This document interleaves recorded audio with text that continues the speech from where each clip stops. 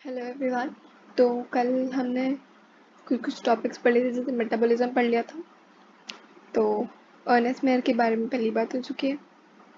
अब मेटाबॉलिज्म के आगे वाले जो टॉपिक्स हैं वो आज कवर होंगे। तो सबसे पहले क्विक रिकैप ले लेते हैं। Will take a quick recap. So metabolism के बारे में पढ़ा था कि मेटाबॉलिज्म जो है कैरेक्टरिस्टिक फीचर है लाइफ का। All living organisms they are made up of chemicals. सारे लिविंग ऑर्गेनिजम्स केमिकल से बने होते हैं। उनमें बहुत सारे रिएक्शंस चलती रहती हैं, जैसे कि things are constantly being made और they are constantly being changed into some other biomolecules। तो ऐसे रिएक्शंस जिन्हें हम मेटाबॉलिक रिएक्शंस कह सकते हैं, तो केमिकल रिएक्शंस कह सकते हैं। ये कन्वर्शंस हमारी बॉडी में कंटिन्यूसली और मतलब साइमल्टेनियसली चलते रहते हैं। There are thousands of metabolic reactions occurring simultaneously. सारे लिविंग ऑर्गेनिजम्स में साइमल्टेनियसली सारी रिएक्शंस चलती रहती हैं। So be it unicellular, be it multicellular, चाहे कोई भी हो, there is no exception behind metabolism. तो when we are talking about metabolism, there is no exception. और सारे, चाहे जितने भी प्लांट्स हों, जितने भी एनिमल्स हों, फंजाई हो गया, माइक्रोब्स हो गए, उन सब में मेटाबॉलिज्म की प्रॉपर्टी होती है। और जब हम इन विट्रो रिएक्शंस की बात करते हैं, इन विट्रो में जो भी मेटाबॉलिक रिएक्शंस होते हैं, ना ही वो लिविंग थिंग होते हैं, ना ही वो नॉन लिविंग थिंग होते हैं, बट वी से कि they are surely living reactions. तो दिस पॉइंट वाज इम्पॉर्टेंट। उसके अलावा फिर बाद में हमने देखा था कि सेलुलर ऑर्गेनाइजेशन, एक सेल में मेटाबॉलिज्म चलती है। और उस हिसाब से हम लिविंग थिंग्स में ये भी देखते हैं कि जो सेलुलर ऑर्गेनाइजेशन है वो सिर्फ लिविंग थिंग्स में ही है, लिविंग थिंग्स ऑर्गेनिजम्स में ही है, ना कि नॉन लिविंग ऑर्गेनिजम्स में।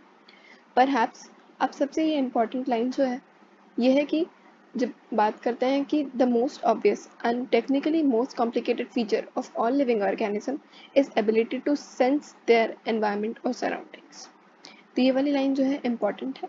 तो इसमें यही बताया गया है कि जब सबसे ज़्यादा हम कहेंगे कि सबसे ज़्यादा कॉम्प्लिकेटेड फीचर जो है किसी भी लिविंग ऑर्गेनिज्म का, तो उसे हम कहेंगे कि ability to sense their surroundings and ability to sense their environment या फिर एनवायरनमेंट। ये जो है सबसे ज़्यादा ऑब्वियस है और सबसे ज़्यादा कॉम्प्लिकेटेड फीचर है। मतलब कि चाहे कैसा भी स्टिमुला क्या होता है, कोई भी एक्सटर्नल वे से कोई भी मैसेज आ रहा हो, तो उसे हम कहते हैं कि भाई स्टिमुला है।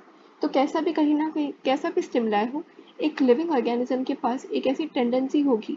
It is the most obvious feature, we can say it is the most obvious feature, मतलब कि किसी भी स्टिमुलाई के तरफ अपना खुद का एक रिएक्शन देना is the most obvious and technically it is most complicated feature of all living organism.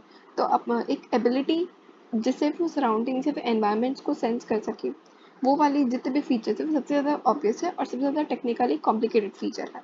अब ये जो स्टिमुला है वो कुछ भी हो सकता है। स्टिमुला फिजिकल भी हो सकता है, स्टिमुला बायोलॉजिकल भी हो सकता है, स्टिमुला केमिकल भी हो सकता है। जैसे कि हमारी बॉडीज में जब खाने जाता है तब खाना जाता है, तब केमिकल्स रिलीज होते हैं, तब ऐसे केमिकल कुछ भी जाता है हमारे, तो it is acting as a stimuli to our body and then our body is ability to sense that and respond to it. तो ये पूरा फीचर, ये पूरा सबसे ज़्यादा ऑब्वियस है, सबसे ज़्यादा टेक्निकली कॉम्प्लिकेटेड फीचर है। तो जो स्टिमुलाई होता है जो कि एनवायरनमेंट की तरफ से आया है, वो फिजिकल हो सकता है, वो केमिकल हो सकता है, वो बायोलॉजिकल, कैसा भी फीचर हो सकता है। It could be physical, it could be chemical, it could be biological as well. अब we sense an environment through our sense organs.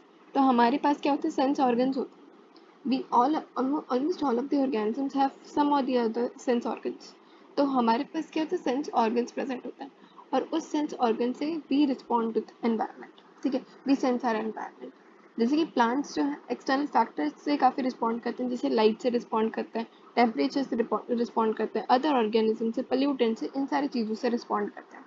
And we even have a example, जब हम सन की बात करते हैं तो समझो कि यहाँ पे सन है and we have a plant. ठीक है, प्लांट क्या करता है, हमेशा सन की तरफ क्या करता है, बेंड करता है। समझो ये प्लांट था, ये लीफ था, समझो ये पूरा प्लांट था। तो प्लांट क्या करती है, वो बेंड करती है टुवर्ड्स द सनलाइट। तो ये भी तो एक रिस्पॉन्स ही हुआ टुवर्ड्स स्टिमुलाई। यहाँ पे स्टिमुलाई क्या था, सनलाइट स्टिमुलाई था। सनलाइट जो थी वो स्टिमुलाई थी, उस हिसाब से प्लांट बेंड किया। मतलब प्लांट ने क्या किया, it responded to external factors. तो यहाँ पे light was an external factor and plant has responded to it.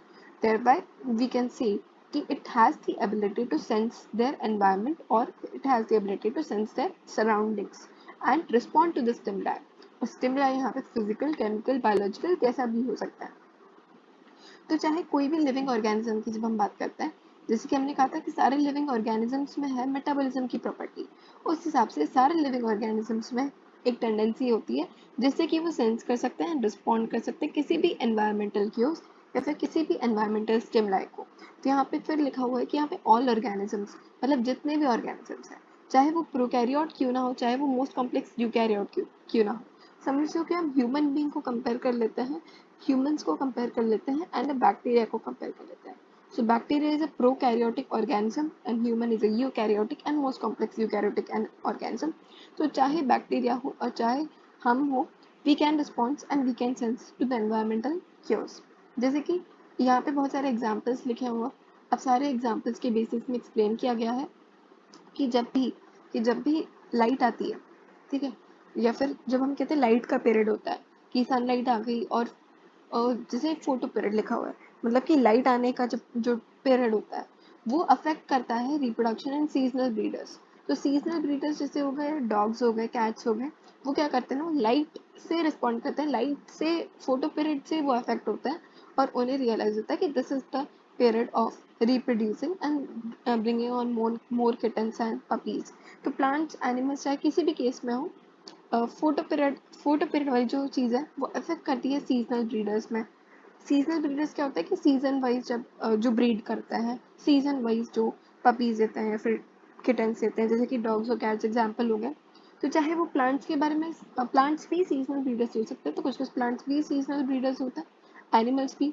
अब उन्हें कैसे पता चलता है कि it is a time for reproducing through light, तो हम कह सकते हैं कि लाइट क्या होगी, स्टिमुलाई होगी और and they are responding to it. So thereby, again, the line is, it is the most obvious and technically most complicated feature of all living organisms.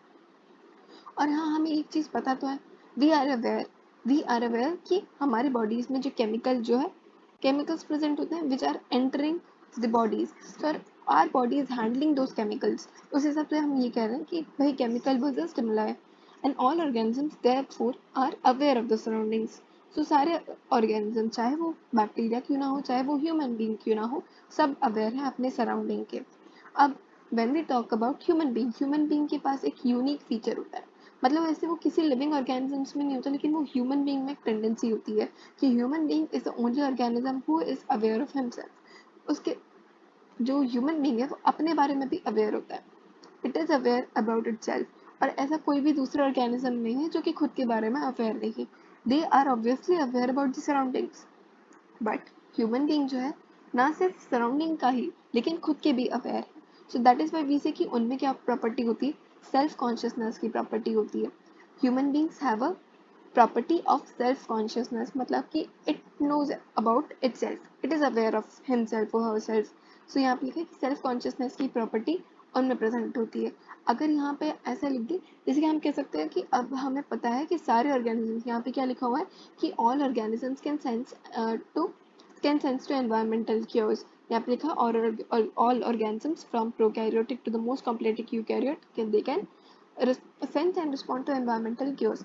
अब इस लाइन का मतलब क्या है, इस लाइन का ये मतलब है कि ऑर्गेनिज्म, जो भी ऑर्गेनिज्म हो वो एनवायरमेंटल क्यूज को सेंस कर सकता है, रिस्पॉन्ड कर सकता है। यहाँ पे लिखा है कि human being is the only organism who is aware of himself, has self consciousness. तो हम ये कह सकते हैं कि भाई जो ability to sense surrounding and responding to it can be considered as a defining property of a living organism। तो यहाँ पे ये लाइन लिखी हुई है कि consciousness therefore becomes a defining property of organism। So this line is absolutely true। लेकिन अगर ये लिखते कि self consciousness becomes a defining property of living organism, then it is absolutely wrong। अगर लिखते कि भाई self consciousness therefore becomes a defining property of the living organism, तो ये स्टेटमेंट जो है वो फॉल्स हो जाएगा। क्यों? क्योंकि यहाँ पे again it is being notice कि human being is the only organism who is aware of himself, वो खुद के बारे में अवेयर है। Human being is the only organism who is aware of himself that it has self consciousness. तो हम ये नहीं कह सकते कि सारे ऑर्गेनिजम्स में सेल्फ कॉन्शियसनेस की प्रॉपर्टी है। सारे ऑर्गेनिजम्स में कॉन्शियसनेस की प्रॉपर्टी जरूर है लेकिन सेल्फ की नहीं, खुद की नहीं है, and human being is the only organism. तो हम ये कह सकते हैं कि जो सेल्फ कॉन्शियसनेस है, तो self consciousness is a unique feature It is a unique feature to human beings. It is a unique feature to human beings. But हम कॉन्शियसनेस की बात करते हैं. So consciousness is definitely a defining property. लेकिन हम self consciousness को कह सकते हैं कि it is a characteristic property to human beings only. सिर्फ और सिर्फ unique to human beings only. सिर्फ ह्यूमन बींग्स में ही टेंडेंसी होती है. So this was all about consciousness. तो पहले एक क्विक रिवाइज कर लेते हैं. Again we would read in a very quick way. तो हमने कहा था कि जो ability to sense around surrounding या environment, we can respond to environmental stimuli. It could be physical, chemical, biological. तो कैसा भी स्टिमुलाई क्यों ना हो, एवरी ऑर्गेनिज्म, चाहे वो एक प्रोकैरियोट क्यों ना हो, from all organism from prokaryotic to the most complex eukaryotic, they can sense and they can respond to environmental cues. तो चाहे कैसे भी क्यों ना एनवायरनमेंट हो, कैसा भी क्यों ना अरेंजमेंट हो, उस हिसाब से कोई भी ऑर्गेनिज्म, उनके पास एक एबिलिटी होती है जिससे कि वो सेंस कर सके एनवायरनमेंट को और इन सारी चीज़ों को, और रिस्पॉन्ड भी कर सके. लेकिन जो सेल्फ कॉन्शियसनेस वाली जो फीचर है वो सिर्फ ह्यूमन बींग्स के लिए ही का ही यूनिक फीचर है. एंड हम कह सकते हैं कि self consciousness is a characteristic property but consciousness is a defining property. So this was all about